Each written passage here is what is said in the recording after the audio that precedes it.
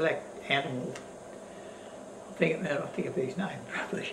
And he'd come across only about 20 yards away, and our colonel came in and we told him, oh, he said, it's probably a big dog. He said, chased away the sticks. So we had a couple of sticks and went out a bit and went away. Came back the second night and we did the same thing. And third night they decided it was a black panther. And so with the second MAC, the men themselves, the drivers, they had a rifle each. So they gave us a rifle this night, and Bill shot at it in the moonlight and wounded it because we heard a squeal. And it went across, well, we didn't know where it went. The two of us, how stupid we were. We went in amongst all these stumps and trees looking for this wounded animal. Thank goodness the animal had disappeared into the jungle, otherwise we would have been there. You might have been a delicacy for it. You're telling me, I'll say. And then went from there on, we went in, moved on to Singapore Island itself. Yes. Now, can you remember any of the particular work by any of the doctors? You know, Hobbs or Crans or? No, nothing really particular. I know they were flat out doing operations and all the way through. And, what about Chalmers? Did you have much to do with him? Chalmers was quite sort of a chap. Yes, he did his bit quite good. He was a Tasmanian chap, I think. Yeah. No, he was good, old John Chalmers, and he eventually was on a ship that got sunk on the way to Japan, and he got drowned in the sea somewhere. Yes.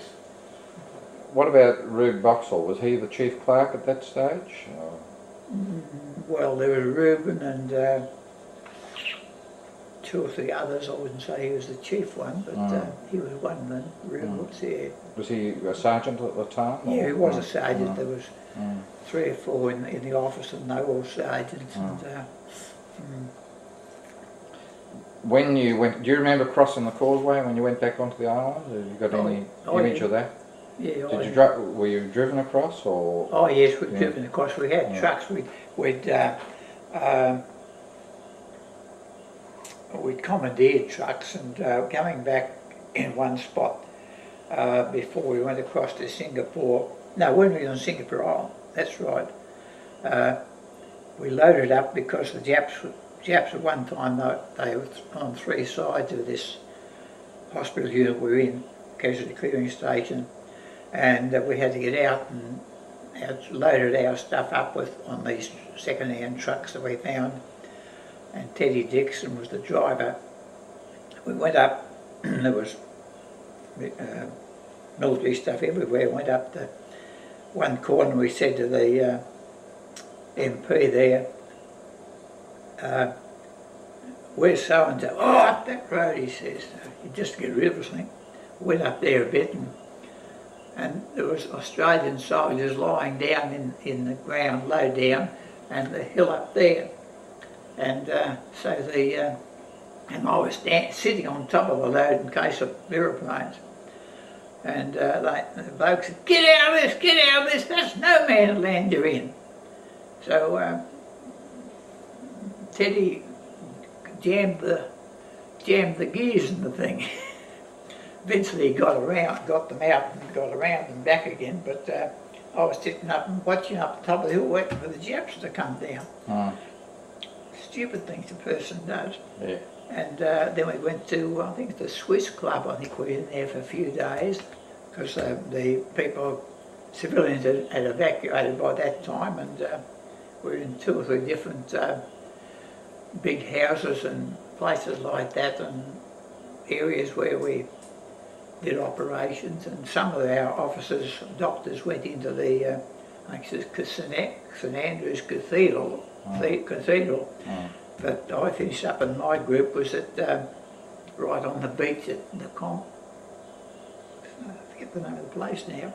Right on the beach, and the only thing between us and the water was a minefield and barbed wire. And that's where we were when our units, or the whole crowd,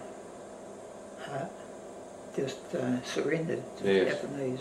Yeah, do you remember, you know, the silence that occurred when the firing stopped? Oh yes, because they'd been shooting at us from every way. Even the Japs, they had no opposition in the planes and overhead, and they'd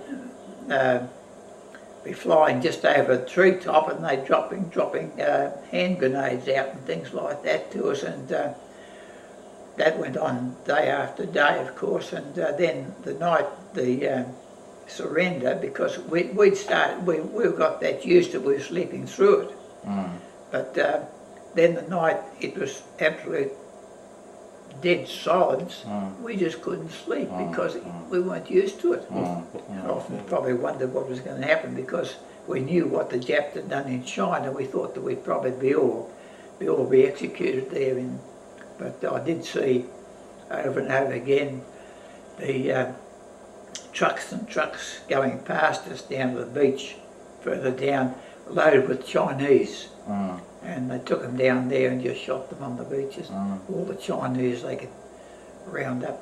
Yes. Now, and also we were able to had contact, I don't know how, from the hospital there, and to a Chinese family. We used to go across to them and listen to the BBC news of a night time. The Japs knew he was doing it. Well, we'd have been nothing. Yes. Now, when did you go up to Burma? We were only in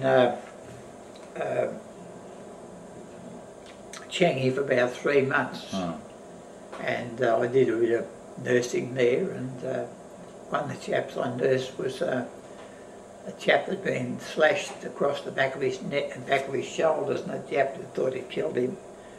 And he eventually came to, and he got back to Singapore, I don't know how, to Changi.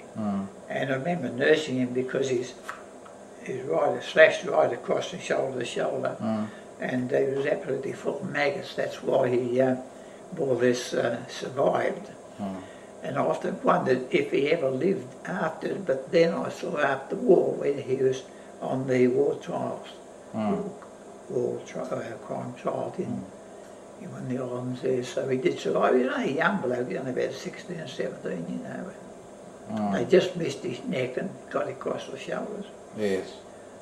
And when we went up to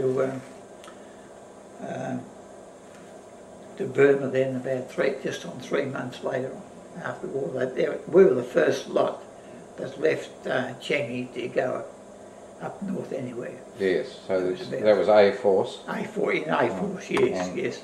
And you went up there in May? Yeah, in May, yeah, and we got Mergui in for about, we called into Sumatra. There were about 1,500 of us. We called into Sumatra and they picked about another 1,500 of us on.